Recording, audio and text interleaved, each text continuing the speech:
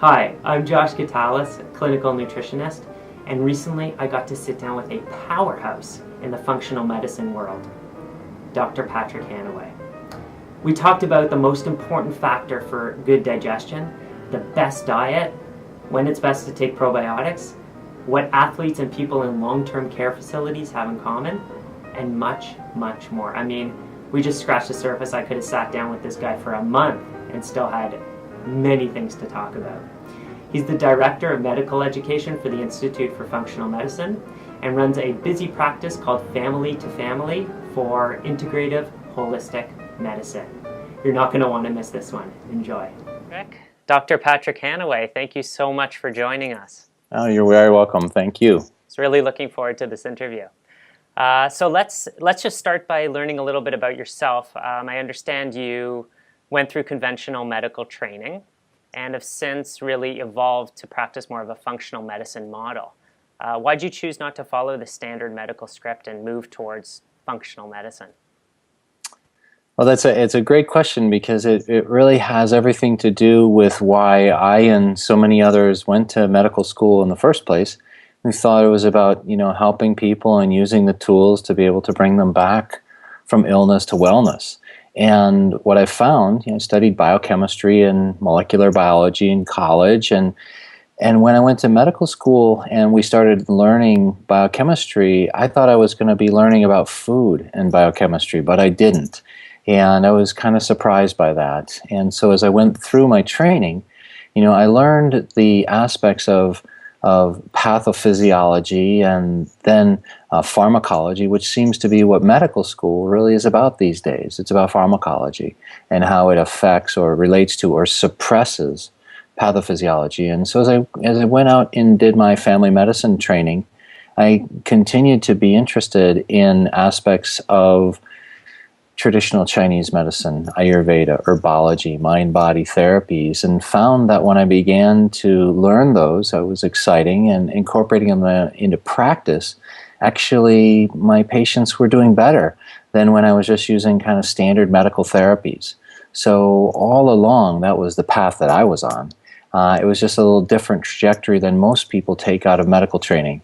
I feel it's because they don't get taught or don't have an awareness of the broader tools that are available to help promote healing rather than to suppress symptoms. Right. Okay. And the medical model is pretty much based on evidence-based medicine and placebo-controlled studies. And there's a number of things that I've come across just in my studies of functional medicine and just health that I call game changers, where these particular factors really change the whole landscape of the way people can react to certain therapies. And although clinical trials try to deal with as many confounding variables as possible, these things just can't be controlled. So I'll give you a few examples and then you can comment on them.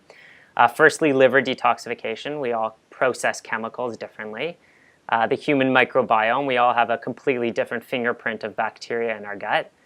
Single nucleotide polymorphism, SNPs, which are just little genetic mutations which make us different, and our mental faculties. So I know I covered quite a bit there, but how do you account for this in clinical practice from day to day?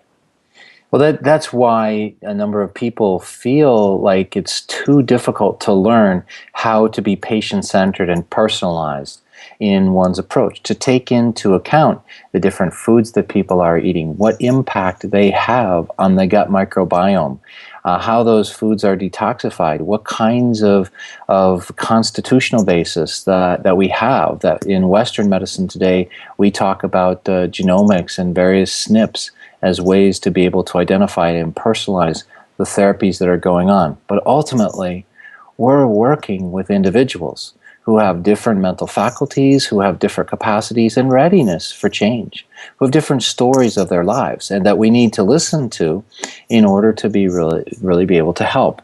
So taking the science into account and taking the person into account are part of what makes the practice of medicine magical and mystical. We have an opportunity to learn new things every day.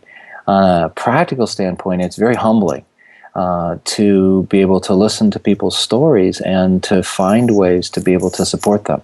But as those patients are getting better, because we're taking the time to connect to them and to be able to listen to what's going on in their lives, and evaluating some of those things that you talked about. What foods are you eating? What's your gut look like? How, what's your genetic predisposition? Those things help to inform so that we can move that person back towards balance. And the one other thing I want to say about this, Josh, is that, the current medical framework talks about evidence-based medicine as though evidence only includes a randomized controlled trial. Right, right. A construct that was developed in 1963 to be able to help isolate all other variables and say, what's the effect of this drug versus not this drug? That's why it was developed. It doesn't have anything to do with what really happens in practice. It doesn't have anything to do with patients who present with 2 or 3 or 4 different symptoms that are going on. It doesn't have anything to do with patients who are already taking drugs or nutritional supplements. It doesn't have anything to do with the foods that they're eating. So it doesn't actually have an applicability in clinical practice, but evidence, that is, anecdotes, N of 1, case studies, cross-sectional studies, all community-based studies, all of those have value and are part of the evidence cascade. So we need to look at evidence-based medicine from a broader perspective, from a systems-based perspective. Great answer. So you're, let's get into some juice here. You're quite an expert on digestion. In fact, I attended one of your seminars on digestion with the Institute for Functional Medicine. And I always say everything begins and ends in the digestive tract. So let's start right at the top, almost at the top, not quite in the mouth, but in the stomach. And hypochlorhydria, low stomach acid, is something I see so much of in my practice. And 50% of people over the age of 60 have it, and 80% over the age of 80. So, and this is really the beginning of the whole digestive cascade. So, first of all, do you see it often in your practice? And secondly, if so, why is it so prevalent, and what could people do about this? Well, yes, I see it, and I think that we should start right at the top, and at the top is actually not at the mouth, but at the mind and the brain, and our relationship to thinking about food and thinking about eating and working to begin to slow down. The vagus nerve, the vagal meaning the wandering nerve that goes down and innervates our stomach, as well as our heart, is involved in the parasympathetic system, and slowing ourselves down to begin to allow for gastric acid secretion is one of the first steps in the process. You say, why do I see this so much? And my sense from working with it is that it's related to that. We're in sympathetic drive. We don't sit down and take time to eat. We don't take time to prepare food and begin the chain of allowing the acid production to occur that, as you know, is necessary for the activation of the proteolytic enzymes that are in the stomach. And so then it just feeds forward a cascade of maldigestion that leads to malabsorption, that leads to dysbiosis, that leads to nutrient deficiencies, and you move forward from there. So I, like you, learned it wasn't until, I think 15, 16 years ago when I hung out my shingle and said, okay, this is all of what I'm doing, that I began to really get that I got to take care of someone's gut first. Right. And that way, the nutrients that they're taking in can actually help to support their whole system. Right. Yeah, the gut is definitely number one. And I guess it just goes back to that phrase, rest and digest. And people are just astounded, I think, by how much of an impact that could have over time. That we're not supposed to be mowing down a burger while driving a taxi and taking Rolaids. Taking it even a step further here, what does the gut have to do, and gut health have to do with preventing autoimmune disease, which is now becoming so much more prevalent? Oh yeah, it's amazing, and here we take a look at and we follow the work of Dr. Alessio Fasano, who has worked first studying the intestinal permeability kinds of issues going on. Now he learned that through doing some vaccine trials where he was working to develop a vaccine for cholera. And what he found was it's not the cholera toxin that's the major issue. That's one of the aspects, but he found that it's a toxin that actually opens up the channels. The zonulin and occludens protein, or zonulin, opens and closes the barriers. And when we have increases in intestinal permeability, we have an increase in food particles and the bacteria that are present in the gut moving in to stimulate the immune system. So from his work, we see that there's a triad of intestinal permeability, of environmental antigens or environmental exposures, like, for instance, undigested gluten in the case of celiac disease. And the third piece is a genetic predisposition. In celiac disease, we see that it's related to something called HLA, DQ2, and DQ8. We also see that there are people who have an autoimmune risk of developing diabetes. In diabetes, it's related to casein molecules, milk protein molecules, in people who have a particular genetic predisposition. We haven't thought about type 1 diabetes as an autoimmune disease, but we see more and more that even in diabetes in adults, it may be related to autoimmune phenomena. So now there are about 40 million Americans who have autoimmune disease, the most common of which is going to be Hashimoto's thyroiditis, and then followed by celiac disease. So it's very common. And what we need to do in these cases is we need to work to help to ensure, like let's take celiac disease, make sure that they're not eating too much gluten, that the gluten is able to be digested properly, and that there's a decrease in intestinal permeability. Those things are going to decrease the incidence and development of celiac disease in the first place. Of course, if you have it, then you have to stop gluten completely. But we see this interaction between the environmental antigen or exposure that's going to, in most cases, be a food or a bacteria, a food that's incompletely digested, intestinal permeability, and a genetic predisposition. And to Dr. Fasano's view, I add a fourth that's sort of an underlying driver, or a mediator, and that is the bad diet, the basic American diet, which is pro-inflammatory in nature. So it's going to get that process moving forward. So when I see patients with autoimmune disease, I work to help decrease the inflammatory process using omega-3 fats, using curcumin, using other kinds of immunomodulating factors like the 2,3-beta-glucans in mushrooms and vitamin D, and all those good things. But I also say we got to help the gut.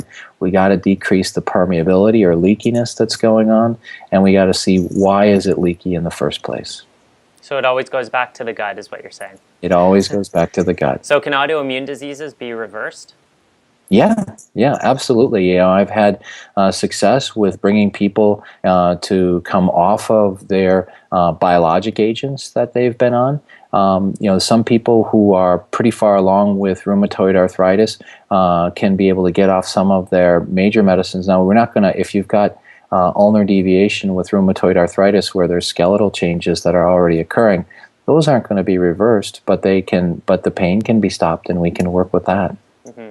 And it's this interplay with the immune system. What's really kind of amazed me is our immune system is there to basically figure out what Josh is and what something else is. And we have tons of bacteria in and on our body. In fact, we're outnumbered 10 to 1. So how does our immune system decipher which bacteria, which pathogens in our gut are friend or foe? It's an educational process that occurs through the beginning of our life. So when we're born, our gut is sterile, or mostly sterile. There's maybe a few small bacteria that are present there, but we are introduced to the bacteria from our environment, from breathing, from contact with the skin, from coming down through the vaginal canal, or if it's a C-section, through the skin. And those two groups of people will have a development or an evolution of different gut flora. Through the foods that we eat, if we're breast or bottle fed, it makes a difference. How soon we start on solid foods, whether we're exposed to antibiotics, whether we were born in a hospital or at home, whether we were born at a hospital in Sweden or in Africa. And these are studies that have been done that looked at that. So those determine what the makeup of the gut bacteria is going to be. And the gut bacteria relating to the immune system helps to teach it. This is what's supposed to be here. So we set a balance point, and it's about the interrelationship of all the bacteria. Not one single bacteria being a pathogen, but rather how the bacteria work together as a family or a community that's present in the gut. Those educate the immune system to determine what are the set points. And so am I going to have a trigger or a trigger finger in reacting to what's around me, or am I going to have more tolerance? And tolerance, interestingly, is also affected by the mother's diet prenatally. If there's not enough omega-3 fats, then there's a decrease in tolerance and a more aggressive reaction to the bacteria that are present. So a lot of different factors, but it's really about how our interface with our environment early on develops the gut microbiome, which become the teachers or educators for our adaptive immune system. Right. And say we do have an early start that isn't optimal, C-section, which usually leads to ear infections and antibiotics and this whole cascade of killing the bacteria. Can that be restored through proper diet and proper living later in life? That's a great question, because 5 or so years ago, the dogma was that what you have as your gut bacterial flora at about 2 years of age is your gut flora for the rest of your life. Now, what we've learned since that time is that's true if you keep eating the same foods. Right. Now, if you change your diet to allow for a more whole food, plant-based diet, you can fundamentally change the gut bacteria. And we've seen this. The mouse studies have been really stunning, where they can show that you're changing the diet can change the gut flora in a day, in 24 hours. Oh my God, wow. In humans, we find that it takes about a month for that to really begin to occur. So yes, we can change it, and we can work towards the better. And in your patients, our patients who have a baby that has been born by C-section, it's not a bad thing. It's not a penalty. Mm-hmm. We can't, it's if the baby's born and they're healthy, that's a good thing. I've delivered lots of babies. My wife continues to. Our section rate's only about 5%, but sometimes those people in that 5% even feel like ashamed. Right. And we can work with probiotics and breastfeeding to be able to help support those individuals even right at the time of birth. That's great. And a lot of the time when people do experience certain pathologies in their gut or symptoms, they might go to the doctor and get a stool analysis, which checks for certain parasites or whatnot. Is that comprehensive? Are there tests that look at more? Are there tests that we can use that actually look before a problem happens to see if we have any ensuing problems?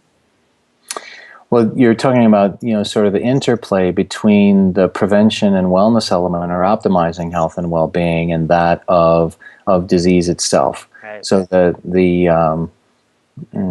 what's the disclosure statement here is I was the medical director for Genova Diagnostics for 10 years. I have a lot of experience in this arena. Yeah. I moved on to continue my teaching and my clinical practice last year, but I do use these tools in practice. I use them in relationship to patients who are sick, and I also have patients who are high-level athletes who are working to try to optimize their nutritional status. And one of the things that is a profound learning that I've seen now for 7 years, and has been recapitulated in more recent articles, is that in the high-level athletes, we're talking about professional athletes in the United States and Europe and Olympic athletes, the biggest issue that's going on for them is they have high amounts of oxidative stress going on, probably from injury and overtraining, and their guts are terrible. Their guts are consistent with the guts of people who are living in long-term care facilities. There's a lack of diversity that's going on. And it's a fundamental issue, and it's because they're not getting a truly diverse diet in terms of an array of colors and phytonutrients and a whole food plant-based diet. So we see that their guts are a weak point for them. And so we can use these kinds of stool diagnostic tests to be able to say, is there diversity or not diversity that's going on? And we can do that by looking at culture methods. We can look at it by genetic methods to be able to say, is there diversity in your gut? Just like a forest that we have, we know that it's healthy when there's diversity. And that same is true with the gut microbiome. It's healthy when it's diverse because it allows for a lot of opportunity to be able to deal with different challenges. Oh, great. And of course, our diet does feed our microbiome, and there's so many different diets and ideals out there, and oftentimes with really good hypotheses to back them up. So, for example, there's the FODMAPs diet, which might recommend that honey be completely avoided. And then we have the specific carbohydrate diet, which says only use honey as a sweetener. So how do you decipher between all of those digestive healing diets out there and choose the right one for the right person? Well, we don't yet have a map for that. It's a great question because what effectively we're talking about are different kinds of prebiotics, different foods that feed different bacteria. And this goes back to your original question. If we're diverse and individualized, how do I personalize what's going on as a dietary recommendation? Well, at the level of which prebiotics are going to help to feed the bacteria that are beneficial for you, and which prebiotics, which foods that feed bacteria may actually feed some bacteria that are going to create problems. That's where we see the development of the SCD diet, the body ecology diet, the GAPS diet, the FODMAPs diet, each of these, which are saying, well, this is the subselection of prebiotics that you should use and that you should avoid. And yet, it's individualized for each of us. So what I do with patients is I have the information of these are the different kinds of foods that are present. I want you to take a diet history that says when you eat apples, what happens? When you eat honey, what happens? When you eat oranges or tangerines or raisins, what happens? So that I can begin to get a sense of these are the things that are going to help your good bacteria to grow, and these are the things that are going to help the bacteria that lead to increases in bloating and cramping and abdominal pain to occur. We want you to avoid these. So from my perspective, it's not a FODMAP versus GAP versus SCD, but rather it's about here's the array of things that can feed the bacteria in your gut. Let's listen to your body to what happens when you start feeding that. And of course, many times we need to use dietary change in probiotics to help bring balance to the system in the first place. Some patients are so sick, we actually need to use antimicrobials to be able to get balance back to the system in the first place. So I'm talking about the next level after that, where it's listening to what's happening in your body with the foods that you're eating, and let's follow that accordingly. Kind of a modified elimination diet, if you will. Right. And with probiotics, so much controversy. Would you say with or without food? The data that I read early on from the textbook of natural medicine from Pizzorno and Murray, says that it's a little bit more effective when you take them with food, about 10 to 15% better uptake when you do that. But the thing that I found was I had, even myself and many patients early on, said, oh, I forgot to take them at lunchtime, and so I'm not going to take them because I'm not eating. It's better off to take them without food than to not take them at all. Right. Great. Anything else? Any other tips or thoughts that you have on digestion before we close this up? Well, I was thinking when we were talking about hypochlorhydria and what's going on with the gut and the relationship, and some people say, so what do you do? Right. And while I, have used Swedish bitters and gentian and betaine hydrochloride as tools to help be able to support that. Clinically, what I've found is the best piece is having people read, like Michael Pollan's book, Food Rules, getting them to think about their relationship with food and working with heart rate variability biofeedback, which helps to balance sympathetic and parasympathetic tone. When there's sympathetic overdrive and we move to decrease that and increase parasympathetic tone, it increases vagal tone and helps to support not only the proper amounts of acid production in the stomach, but also helps with motility issues that go on.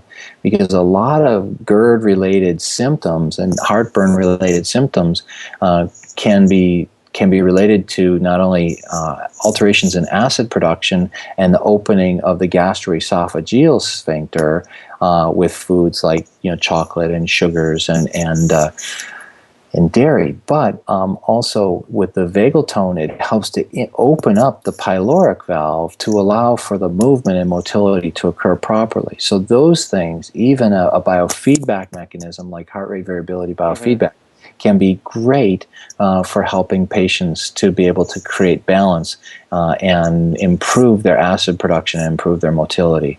So we come back to rather simple tools that are about connecting to our food, connecting to the land, connecting to the soil microbiome. I would highly recommend Dr. Daphne Miller's new book called Farm Ecology. Which really talks about the relationship between the soil microbiome and the gut microbiome, and not getting caught up in issues of is this organic or not organic, but rather about how do we eat locally and know the foods that we eat. That makes a tremendous difference in our lives as well. Wonderful. So it always goes back to stress. We could give the best diet, the best supplements, the best recommendations, but if someone's stressed out and not relaxing, everything's null and void, I think, is what we get to. And as we see, Selye talked about it, but it's about what our reaction to those stressors are. Some people, their lives are very full and they're vital, and others are completely overrun by that. So it has to do with stress as being really what our relationship is to the stresses of life that are going on. They're not going to go away, but how do we relate to them in a way that creates balance and harmony? Great. And what's your favorite way to relieve stress?